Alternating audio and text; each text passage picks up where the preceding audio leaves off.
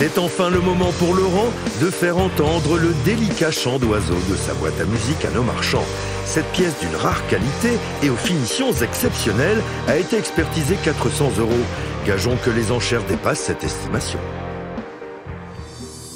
Bonjour monsieur. Bonjour monsieur. Bonjour monsieur. Bonjour monsieur. Quel est votre prénom?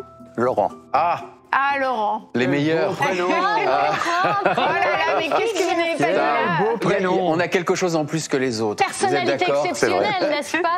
C'est bizarre, je viens de vous rencontrer, mais je vous préfère. D'où venez-vous, Laurent?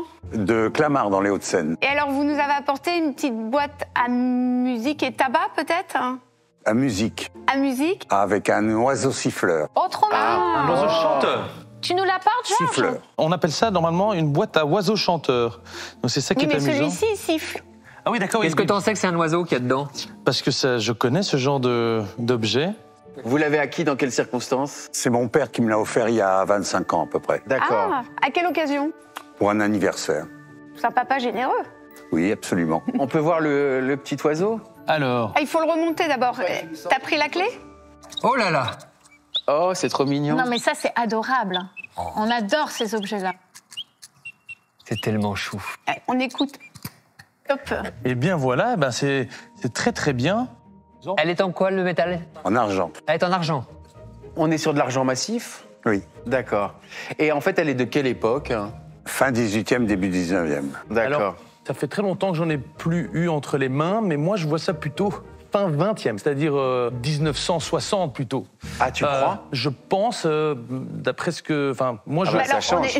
Moi, Oui. j'aurais vu ça début 20e. Alors là, Ah oui, mais oui. il y en a pour tous les goûts, là. Parce qu'en fait, si vous voulez, c'est que c'est des boîtes à oiseaux chanteurs. Ils ont commencé fin 18e, début 19e. Et ensuite, après, il y a eu plusieurs manufactures qui sont occupées de faire des oiseaux chanteurs, des boîtes à oiseaux chanteurs.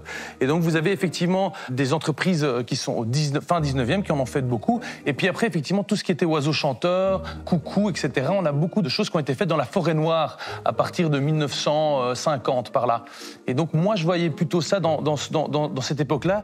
Georges semble s'y connaître en matière de boîte à oiseaux chanteurs, mais il affirme des choses qui ont été contredites par Marie, notre experte, souvenez-vous.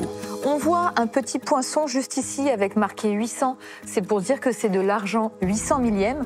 On voit que l'argent a dû être doré. Je pense que c'est un travail étranger. C'est parce que autrichien. le poinçon que l'on trouve à côté n'est pas un travail français. Alors, moi, je le situerais dans le temps, à la toute fin du 18e, début du 19e siècle. Il faut savoir que les boîtes à musique de ce type ou tabatières à l'oiseau chanteur, ça commence au début du 18e siècle à Genève, parce que c'est là-bas qu'il y a tous les artisans en montres, en horlogerie, et qu'en fait les mécanismes sont tout à fait proches. Voyons si notre vendeur Laurent a retenu ces précieuses informations ou si, avec une enquête approfondie, nos acheteurs vont aller dans le sens de l'expertise. Avec le poinçon, on peut pas identifier l'année, non? On peut pas, il y a aucun moyen? Donc là, il y a 800 millième. 800 millième. Et à côté, on a un maître orfèvre. On a FJ. FJ. Avec une petite couronne, une petite étoile, le maître orfèvre. Donc là, à moins que ça soit une dynastie d'orfèvres, ça quand même... Et après, il y a si un tu fais endroit, des c'est pas recherches, très ça bien permet de monté dater. parce qu'ils ont carrément ils ont mis la vis Oui. sur l'autre. Sur l'autre poinçon. Sur l'autre poinçon, ils l'ont poinçonné 2 fois 800. Alors aussi, ce qu'on voit au dos, c'est qu'il y a 3 vis qui tiennent en fait le mouvement à l'intérieur de la boîte à oiseaux chanteurs. Et surtout, ce qu'il y a, c'est que dans des boîtes comme ça, quand ce sont des boîtes du 19e, le trou de remontage pour remonter le mouvement est toujours dans un des coins supérieurs à l'arrière, pas au centre. Donc ici, c'est assez particulier. Et puis surtout, l'endroit où les vis sont mises, c'est dans la décoration de la boîte à l'arrière, ce qui est... Et c'est vrai que les vis ont l'air récentes, effectivement. Bon.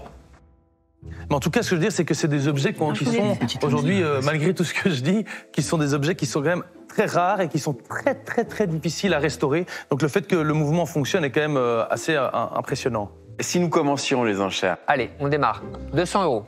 300. 400. 450. 500. 550. 600. 650. 780, Laurent. 800.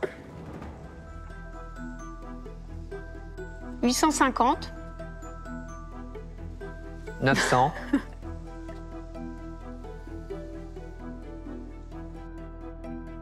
950. Non, je crois que je suis Vous toute êtes en seule. tête à tête, j'ai l'impression. Oui, Avec un ange. Avec un ange. c'est C'est ça. vrai. Est-ce que ça vous conviendrait, Laurent? Le cas échéant, oui. Oui. Eh ben, écoutez, moi, je serais ravie. Mais moi, je trouve que 1000, c'est mieux. Hein. Ah, 1000, vous avez Il 1000, dit c'est pour ça, 1000. Xavier. Il a dit 1000. Alors, 1050? 1100. À 1100, ça commence à... Donne la boîte. C'est facile à ramener à Bali, finalement. Christine. Ça rentre dans les bagages. 1100 € avec moi. Cachez votre joie. Hein. Pourquoi pas? Pourquoi pas 1100 €. 1150. Mais voilà. Reprenez Et votre on place. recule la danse de l'émission. 1200. 1250.